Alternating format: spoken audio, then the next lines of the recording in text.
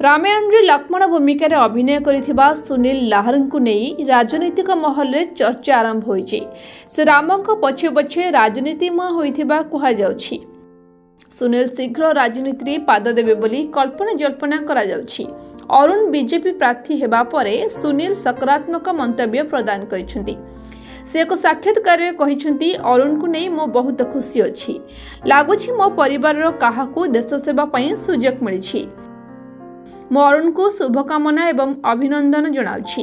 अरुण निश्चित भावे तांकर प्रति कार्य रे न्याय करिवे। अरुण निश्चित भावे तांकर प्रति कार्य रे न्याय करिवे, कारण तांको मध्य रे श्री राम को उपस्थिति रहिछि। सुनील को एभली मंतव्य नै एबे चर्चा आरंभ होइछि।